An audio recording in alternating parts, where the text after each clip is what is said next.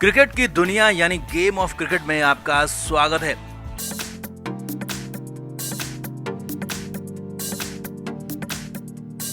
Team India का limited over variant इन दिनों श्रीलंका में है और लंका के साथ वनडे और टी20 मैचों की सीरीज खेली जानी है। तैयारियां पूरी हो चुकी हैं, नेट प्रैक्टिस जबरदस्त चल रही है। तो दो इंट्रा स्क्वाड मैच भी खेले गए जिसमें खिलाड़ियों ने अपना हुनर कप्तान और कोच को दिखाया।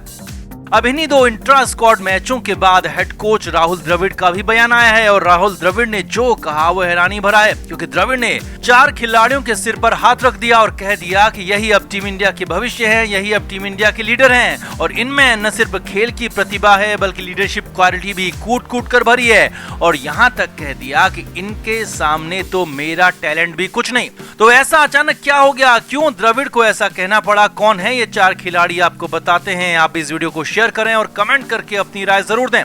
तो राहुल द्रविड़ का बतौर हेड कोच टीम इंडिया के साथ ये पहला दौरा है। हालांकि इससे पहले वो भारत की सीनियर टीम के बैटिंग कंसल्टेंट रह चुके हैं, तो साथ ही साथ अंडर 19 और ए टीम को भी कोचिंग दे चुके हैं। लेकिन सीनियर टीम इंडिया के साथ उनका फुल टाइम ये पहला दौरा है। लिहाजा न सिर्फ लंका गए खिलाड़ी बल्कि राहुल द्रविड़ के लिए भी ये दौरा बेहद खास है, बेहद अहम है। अब श्रीलंका के खिलाफ 13 जुलाई को सीरीज का पहला वनडे मैच होगा, जिसकी तैयारियां जोरों पर है। नेट प्रैक्टिस से लेकर प्रैक्टिस मैच तक का भी आयोजन किया गया और भारत के खिलाड़ियों की 2 टीमें बनाकर ये प्रैक्टिस मैच खेला गया। अब इस प्रैक्टिस मैच में धमाकेदार खेल देखने को मिला, जिसके बाद राहुल द्रविड़ का बड़ा बयान आ गया। राहुल द्रविड़ ने कहा कि 4 खिलाड़ियों ने उनका ध्यान सबसे ज्यादा खींचा है, वो इन खिलाड़ियों से सबसे ज्यादा प्रभावित हैं और यही अब आगे चलकर टीम इंडिया के लिए बड़ा रोल निभाने वाले हैं। राहुल द्रविड़ ने पहला नाम देवदत्त पड्डीकल का लिया। जी हाँ, देवदत्त पड्डीकल को लेकर राहुल द्रविड़ ने कहा कि वो सिर्फ 21 साल का है लेकिन उसकी टेक्निक बेहद शानदार है।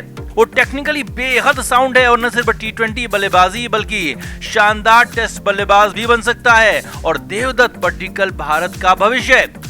राहुल द्रविड़ चेतन सकारिया से भी बेहद ज्यादा प्रभावित हुए। इंट्रा स्क्वाड मैच में द्रविड़ ने सकारिया की बॉलिंग को पहली बार आमने सामने देखा और द्रविड़ ने कहा कि सकारिया के पास बाएं हाथ से गेंदबाजी स्विंग कराने की जो ताकत है वो बेहद शानदार है। और द्रविड़ ने बताया कि इरफान पठान के बाद चेतन सकारिया भारत के लिए वही रोल निभा सकते हैं जो इरफान ने लंबे समय तक किया और इसमें काफी पोटेंशियल है। राहुल द्रविड़ ने तीसरा नाम सूर्य कुमार यादव का लिया। एसकेवाई से राहुल द्रविड़ सबसे ज्यादा प्रभावित हुए। द्रविड़ ने कहा कि सूर्य कुमार यादव को आउट करना बेहद मुश्किल है।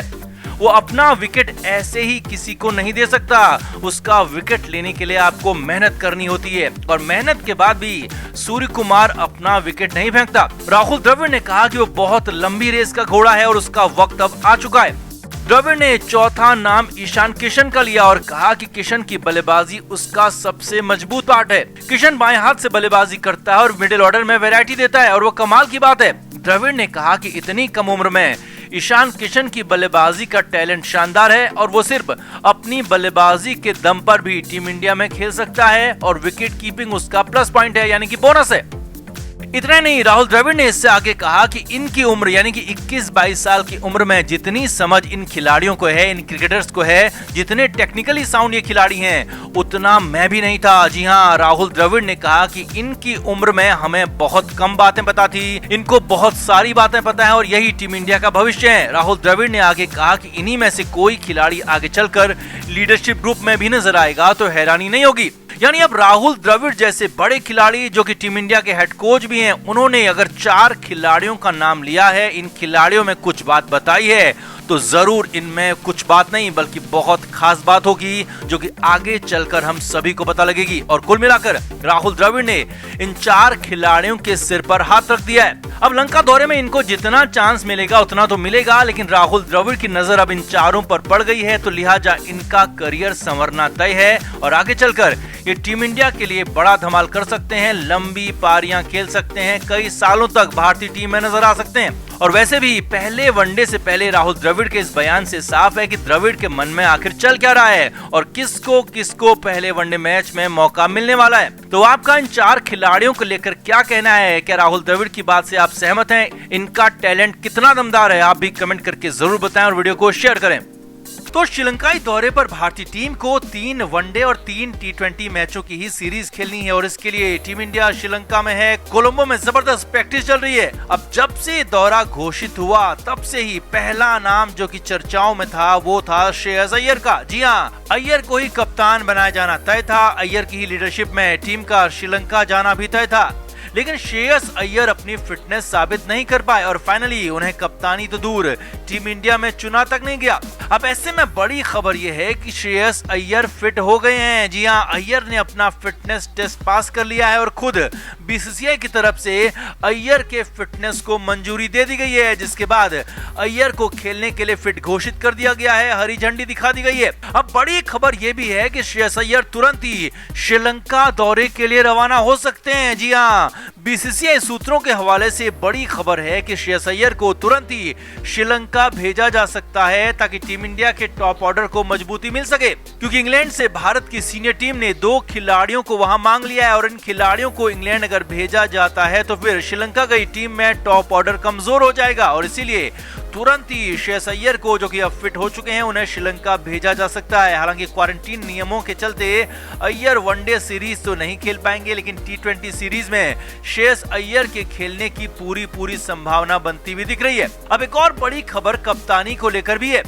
श्रेयस अय्यर को लेकर शुरू से ही कहा जा रहा था कि वही श्रीलंका दौरे पर भारत के कप्तान होंगे, लेकिन अय्यर फिट नहीं हो पाए तो फिर शिखर धवन यानी कि गब्बर को कप्तानी दी गई और अब कई लोगों का कहना है कि अय्यर के फिट होने के बाद एक बार फिर से अय्यर को ही कप्तानी सौंप दी जानी चाहिए। तो इस पर कंफर्म खबर यह है कि अय्यर को कप्तानी सौंपी जाएगी। जी हाँ, अय्यर को कप्तानी सौंपी जाएगी, धवन की जगह पर कप्तानी सौंपी भी जाएगी, लेकिन ये कप्तानी भारतीय टीम यानी कि टीम इंडिया की नहीं होगी, बल्कि आईपीएल में दिल्ली कैपिटल्स की कप्तानी होगी। जी हां, ये बड़ी खबर है क्योंकि आईपीएल के पहले हाफ में दिल्ली के लिए ऋषभ पंत ने कप्तानी की थी, लेकिन जब श्रीलंका दौरे पर शिखर धवन को भारतीय टीम का कप्तान बनाया गया तो दिल्ली कैपिटल्स भी दूसरे हाफ में शिखर को कप्तान बनाने की तैयारी कर रही थी।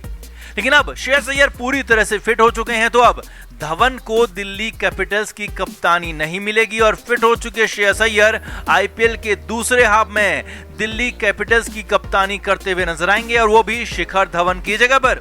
अब जहां तक श्रीलंका दौरे का सवाल है तो वहां पर धवन को दोनों ही फॉर्मेट में चयनकर्ताओं ने कप्तान बनाया है और धवन ही पूरे दौरे पर कप्तान रहेंगे, चाहे वनडे सीरीज हो या फिर टी20 सीरीज। हाँ, अगर श्रेयस अय्यर टीम के साथ जुड़ते हैं और टी20 मैचों में बतौर खिलाड़ी खेलते हैं तो ये टीम के लिए फायदेमंद होगा, कप्तान धवन के लिए भी फायदेमंद होगा, क्योंकि 2 खिलाड़ियों को तो श्रीलंका से इंग्लैंड भेजा जाना तय है, जिससे शिखर की टीम कमजोर हो सकती है। लिहाजा अय्यर की धमाकेदार एंट्री होना तय है, जो कि खुद टीम इंडिया के लिए और कप्तान शिखर धवन के लिए बड़ा फायदा होगा।